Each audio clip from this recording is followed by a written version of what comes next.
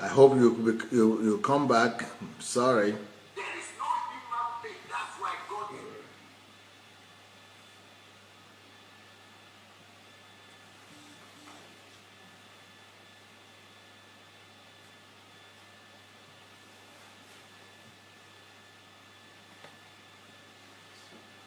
Oh, Shagun is back. You are the first one to come back. I'm sorry, Layo Charles. Welcome back.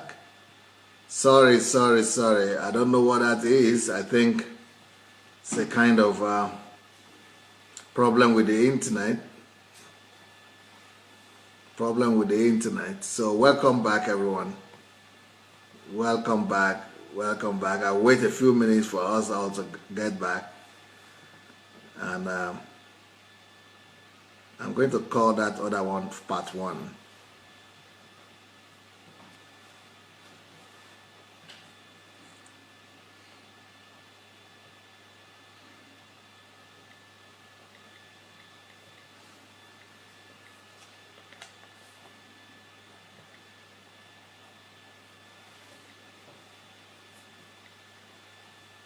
Welcome back. I'm sorry for that. That was internet problem, but you bet it. I'm going to continue. I'm sure going to continue. God is going to give us this whole thing to the end, and Satan is not going to stop it. Satan is not going to stop it. We're not going to give Satan a chance for sure. We are going to make it. So welcome back, everyone. Thank you for coming back. You are so good. Thank you for coming back. Thank you for coming back. Yeah, welcome back. Welcome back, everyone. Sorry for the mess.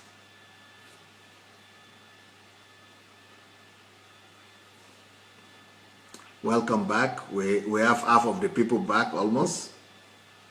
Welcome back. Well, I'm going to continue. The message of today is the mark or the sign of the saint. Let me quickly write that here while you are coming back.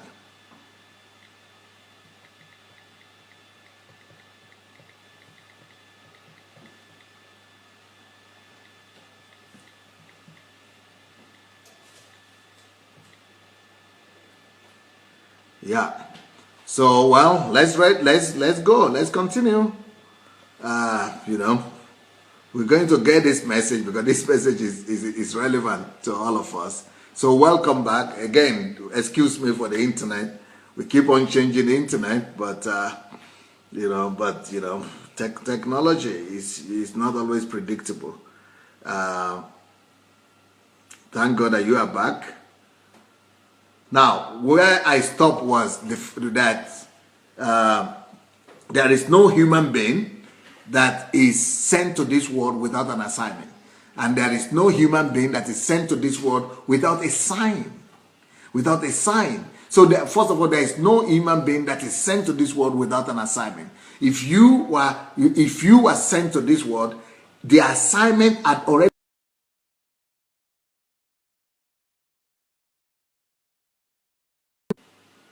If you are sent to this world, the assignment was already prepared before you were even born. So there is nobody that comes to this world by accident. There is nobody that comes to this world by chance. You are not by accident by any means. In fact, you would not have appeared in this world if God didn't have a plan for you. In fact, the way God works is this. Because He's the Alpha and Omega, He sees the end before He begins something. Is the end and beginning at one time. So he first of all sees the end, goes to the end before he starts the production, the creation itself. So what happens is that God first of all receives a need in heaven. He said, the cry of the children of Israel has risen up to me. Because of that, I now will send a deliverer.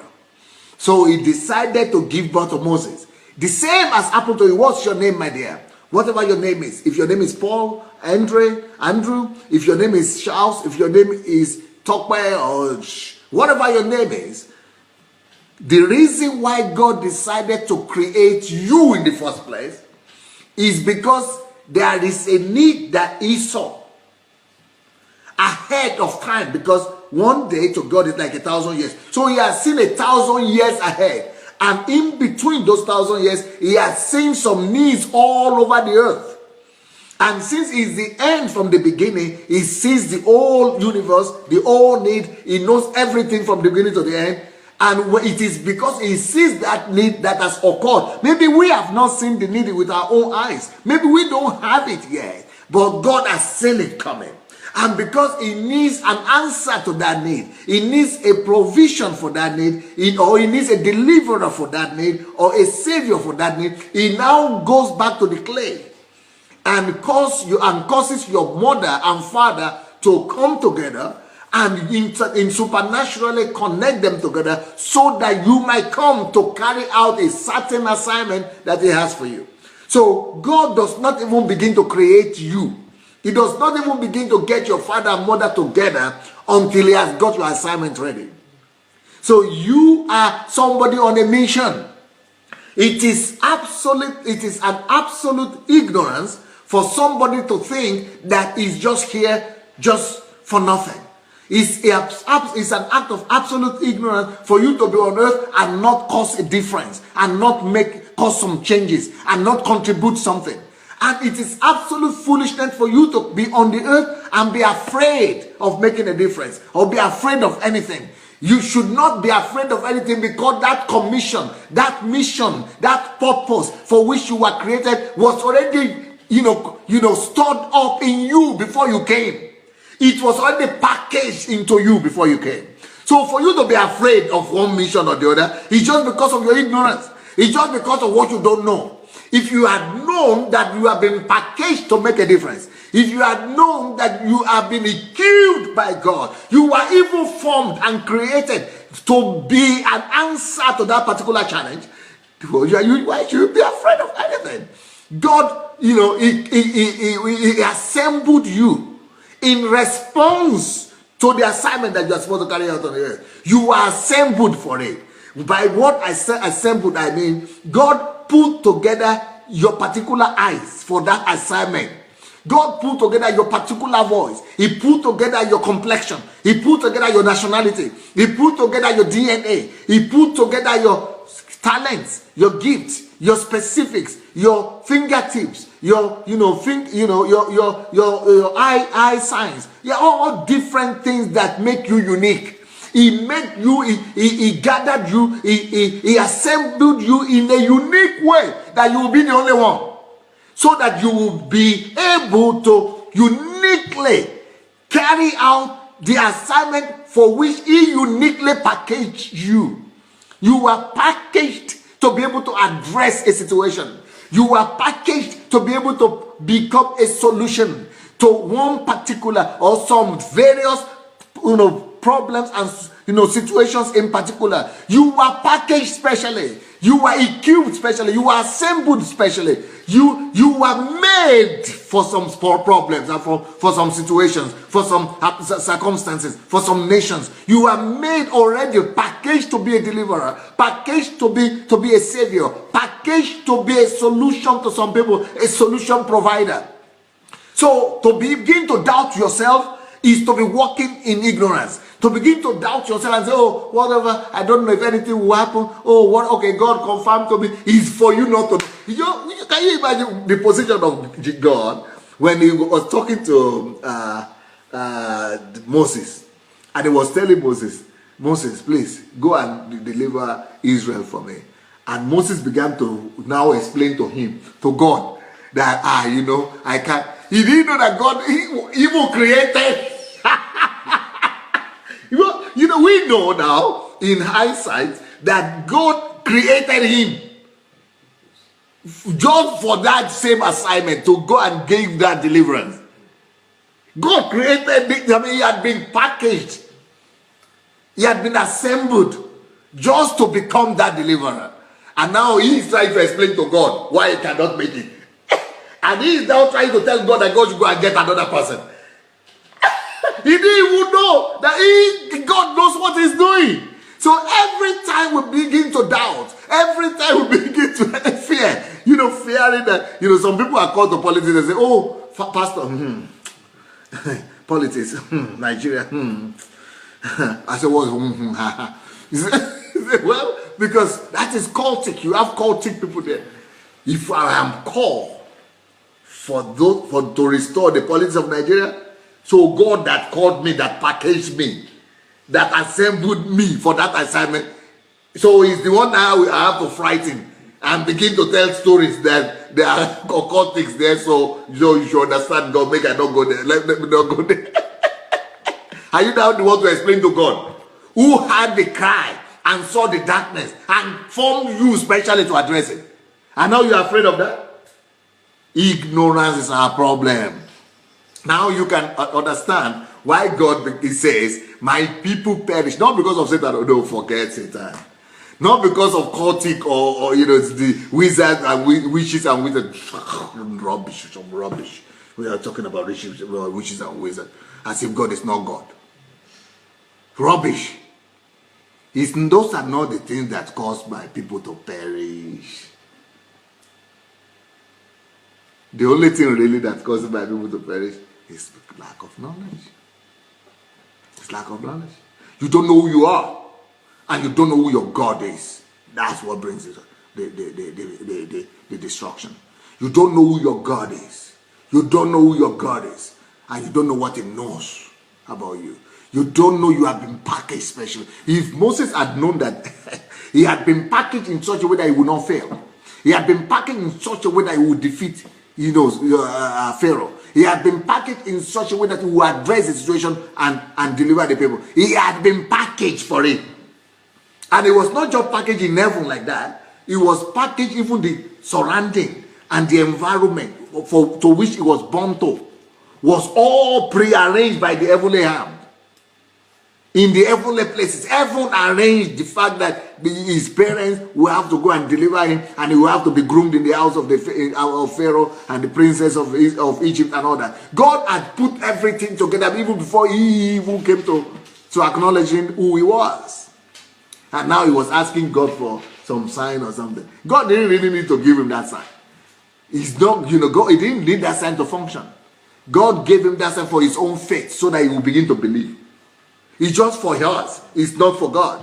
And it's not that you will not be able to carry out the assignment without that sign. He could have carried out the assignment.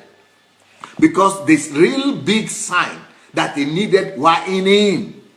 But because he was not living in the New Testament that time, and he was not aware of what we are aware right now, he needed to see something to make sure that God was with him. That's why he needed a physical confirmation of that. But right now in the New Testament, when we know that God is not just with us, but God is in us, we don't really need physical confirmation. We just need to know what God is thinking about us, God's position about us, and God's plan for us. We need to know. When we know, we are empowered. Now, let me confirm the fact that God is not calling you and I, that there is nobody that came. God is not sending you and I to this world just by accident. That we are not here by accident. That God sent us here for a purpose, and His purpose, is what brought us here in the first place.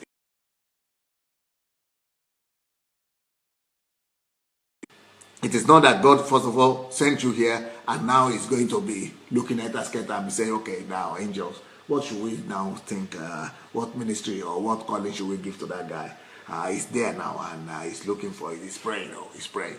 That one has been praying for 2 years or 3 years or 10 years for God to reveal His calling. So what should we give him? I think we are the one convincing God to now come up with some ideas and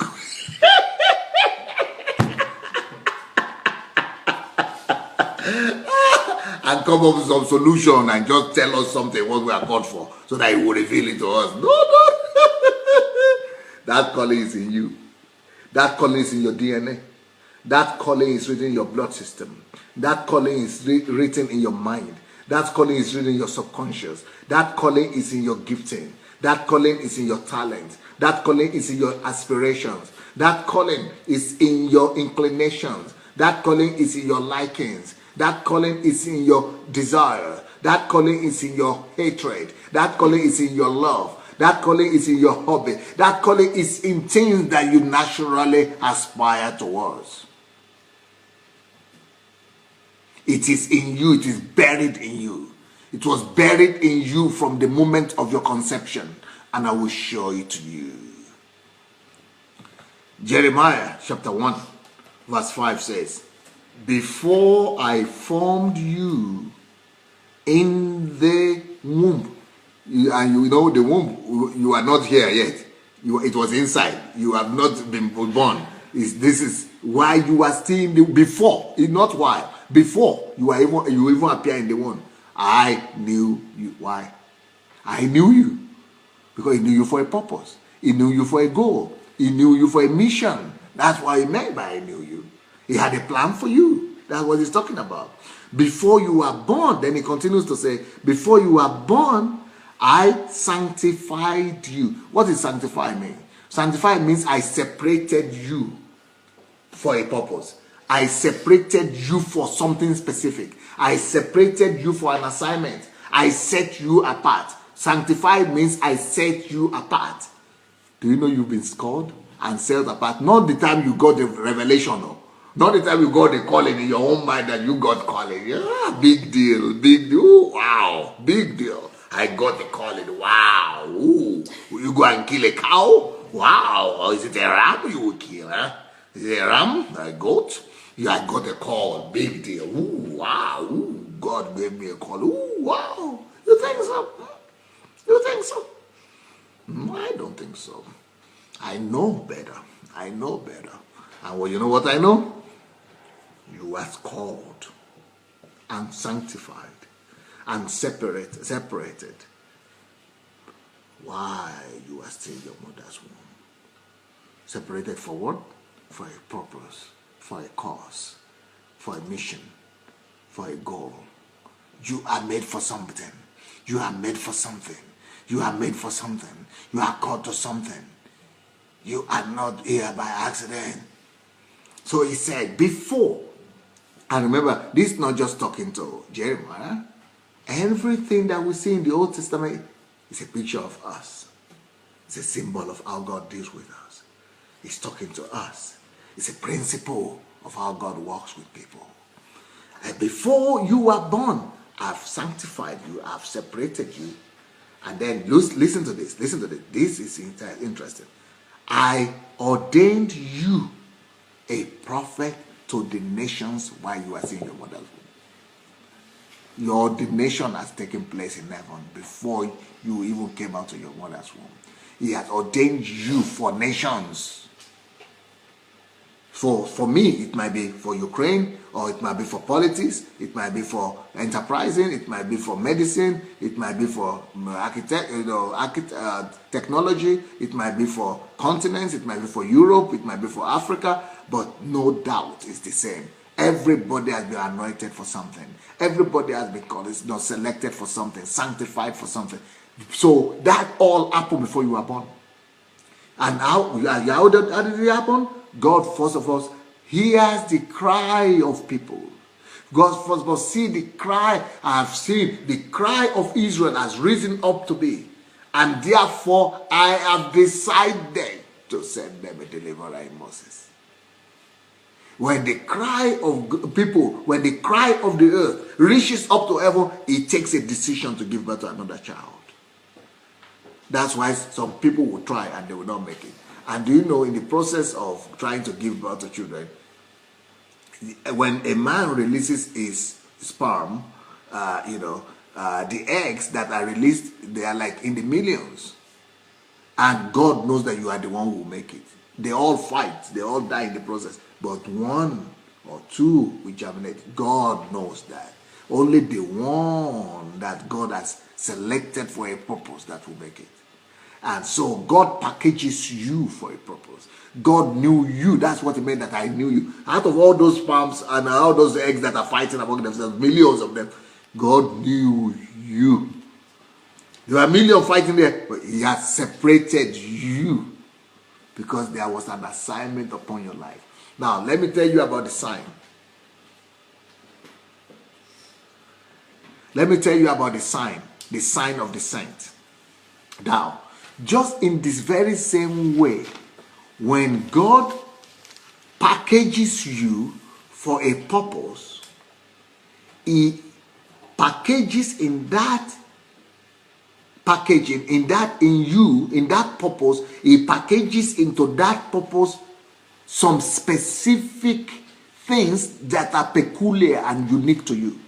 Those things that are peculiar and unique to you, those things that separate you, that make you, that marks you out, those are your mark. That is your mark. Those things that God, these inclinations that God puts in you, that DNA, that's something about your DNA that makes you to talk differently, that makes your voice to be different, that makes your aspirations to be separate, that makes your desire to be different, that makes your temperament to be different, that makes your passion to be different, that makes you to look differently, that makes you to talk differently, that makes you to be excited by different things. Those are the things that mark you out. Those are the marks of the calling. Those are the marks of the sent one. So the marks are already inbuilt in you. Just like somebody saying a Mercedes-Benz, Mercedes 500 was built, and okay, how will I know the sign that this Mercedes 500 is 500? Is it the thing that is written on it that, oh, okay, I see it's written 500? Those are just for you or for people who are ignorant. The Mercedes 500, what made it, even if you don't write that thing, what makes it is its composition. That's what makes it 500. And that is what separates 500 from 200. The Mercedes 500 is not the sign that you see that is written, the number.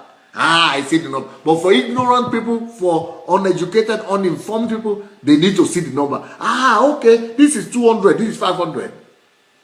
But the thing that really makes them different is their composition, is their inbuilt. That is the same thing with God. If you are born to this world, God has equipped you already from heaven. God has equipped you with, what is the biggest equipment for Moses? You think it was that rod? You think it was that rod? Do you really think so? You think it was that rod that was the biggest equipment that Moses had? I don't think so. You know what was the biggest equipment he had? The calling of God upon his life. The fact that God knew him. The recognition of God. The recognition of heaven. The fact that heaven knew him. The fact that he had been separated by heaven. That separation of heaven. That recognition of God Almighty. That is the sign. That is the biggest sign. That is the biggest mark that separates him. The fact that God knew him. The fact that God recognized him. God recognizes his name, his voice. God, he has an identity with God, authority with God, a record with God. That is the biggest sign he could ever have. The rod doesn't move God. The rod doesn't make a difference in heaven, doesn't have any authority in heaven. What made him unique, what made him special is God's attention on him. God's attention, God's presence with him, God's essence, God's relevance that he has given to him. That is the greatest sign that Moses had.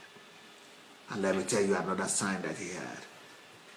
That decision of God, that I will send a deliverer, I will send Moses to go and deliver them. That decision made him to go and create him. That mission that was in the heart of God for him. That decision in the heart of God, that he is the one I'm sending.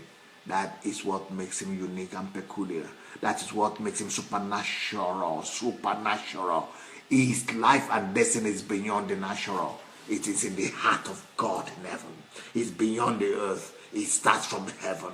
It's beyond man's will and desires. It goes down into the heart of God. That recognition that God himself is with me. God himself called me. God separated me. God had a plan for me. God knew me. Oh, God called me. God made me for this. God had me in mind. God was thinking about me. God selected me for this assignment. That assurance, by the time you get to know that, by the time you are sure of that, you know you are indestructible.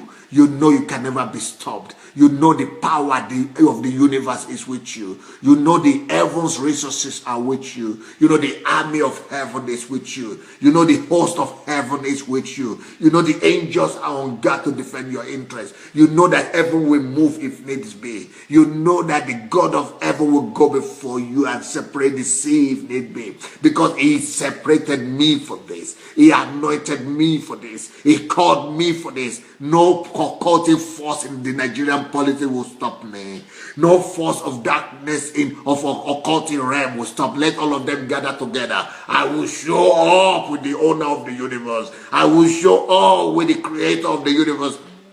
The problem we always have is that, do we know that or do we don't know it? When we don't know it, we become a sheep material, sheep death. We die a sheep death. We die. We become, we're a victim. We are destroyed. We are easily destroyed because we don't know. Satan kills us by what we don't know. Satan uses our ignorance when we don't know who we are, when we don't know our authority, when we are not aware of the authority that we carry. Satan begins to just mess us around. He just uselesses us because he knows we are afraid. He knows we have a void in us. We don't have assurance, or we don't have faith of who we are. That's why it says we are destroyed for lack of knowledge, for what we lack. When we lack knowledge of who we are, when we lack knowledge of God's plan for us, when we lack the knowledge of God's intention and God's purpose, how he put us together, for what purpose he has put us together, when we lack that knowledge that I'm revealing to you right now, when we lack the knowledge that, you want to stop me? You don't even know.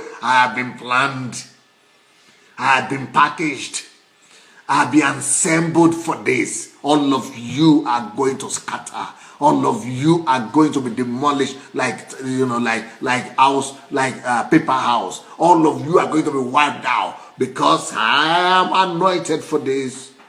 That is why Pharaoh couldn't stop him with all his army. That's why Pharaoh couldn't stop him with all his witches and wizards. That's why Pharaoh couldn't stop him with all his resources. That's why the strongest country in the world that time couldn't stop him. Why? He knew. God helped him because he didn't know at first. But God helped him. Look, don't think about Moses. No, that's wrong. Think about me.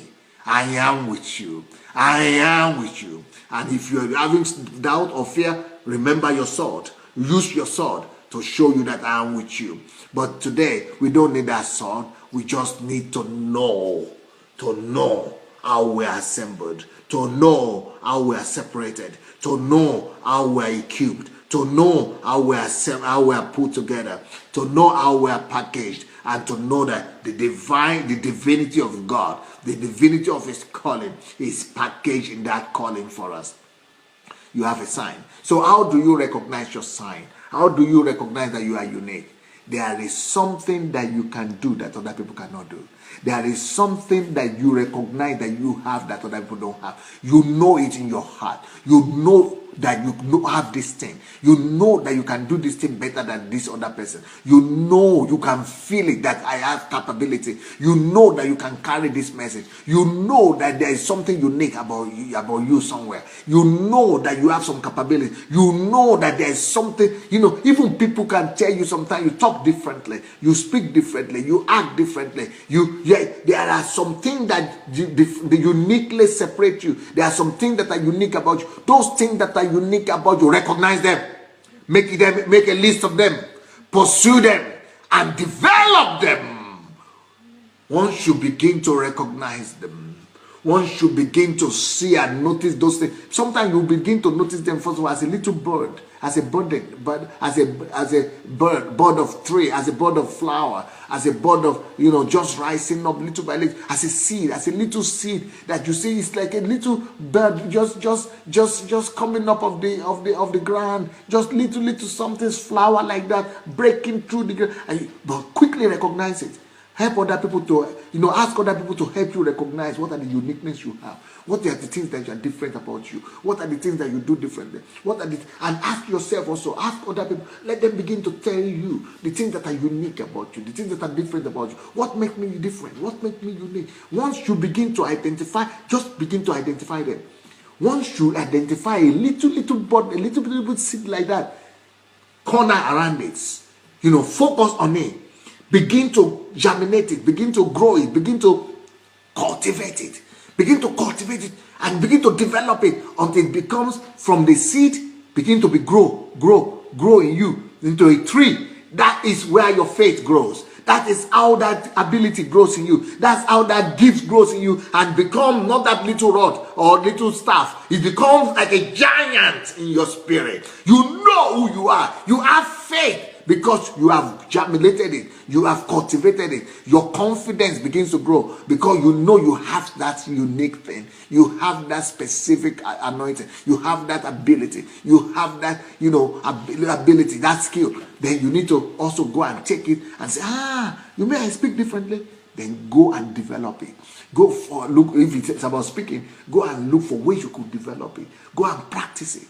Go and learn how people speak. Go and look for way to develop it. Then that you begins to grow from a seed to a big tree.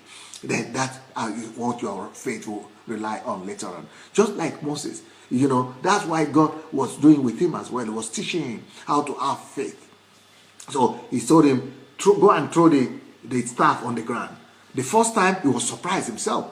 Oh, this could happen? That is the little seed. That's the little bird. The little bud. The little burden that is coming from the ground of the flower budding out from the ground. And he could see, so something will happen. He did it the second time. The thing is breaking the ground more. He's having more faith. He did it now. Around the Red Sea. The thing has grown up. Now he doesn't need to, doubt anymore. He has faith now. That's the same thing with us. We need to identify that little seed, that little budding from the ground of the flower, and just say, you may have that ability. You may have this ability. You may have, but you must develop it. You must cultivate it. You must water it. You must look for where it could be developed. You must look for where it could be germinated. It could be cultivated. Look for skills that will help you to cultivate it.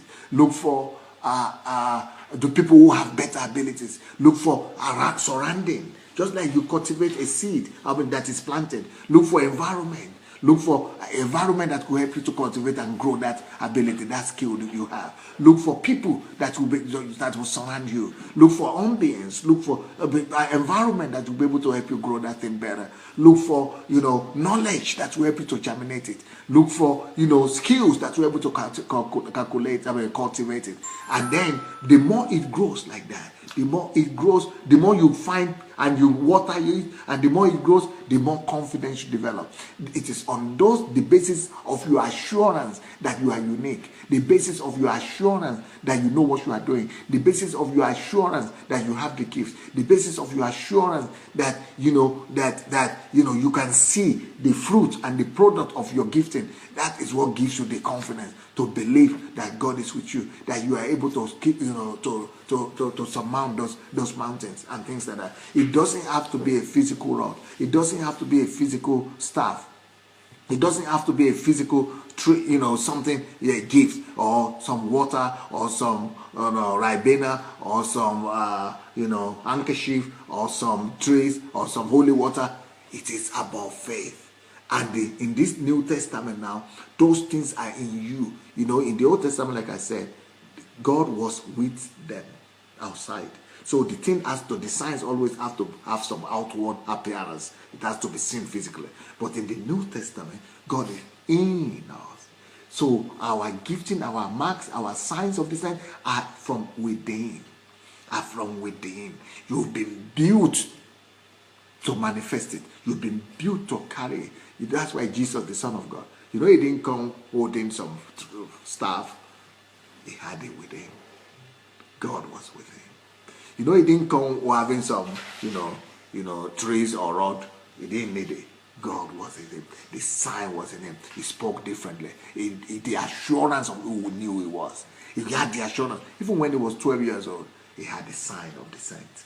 They were asking him, all these people were very knowledgeable people. The Pharisees, the Sadducees, the people who were theologians. He knew he was able to talk with them with confidence. The assurance, the knowledge. It is what you don't know that is killing you. But once you know who you are, when you are sure of your packaging, once you are sure of how God assembled you and what he assembled you to do, once you know you are unique, once you know you are different, once you know, God is with you, once you are sure of those things that make you unique, go and look for those things that make you unique. Go and find a way of discovering what are those your uniqueness. Ask other people about what you do differently. Ask other people about the things that make you to be separate, to be different. Those things, then capitalize on them. Capitalize on them. And once you capitalize on them, develop them. Once you develop them, they will become the marks, the sign that really separate you from what other people are, and they will become the unique things that you will use to push your gift, to push your anointing, to push your calling, and to accomplish your calling. So you have the calling in you. Not just the calling in you, but you have the gifting in you. You have the anointing in you. You have the calling in you. But this is not just talking about religious stuff. These signs that I'm talking about, these marks that I'm talking about, these marks and these signs are in you for you to be able to do professional stuff as well. Just like Bill Gates, when he was in the university, he knew there was something different about him. Everybody was going to the class and going to the classroom. He said, I didn't feel like going to the classroom. I know I can do this thing. He would go and be walking and go to be alone, to remain in the dormitory, and would begin to study and begin to work on himself. Those things he was doing were the things that were the seed. Those were the burden of the flower that he was noticing, and he capitalized on them. He developed them, and he became the richest man on the earth. The same thing with Steve Jobs. He knew that he had some.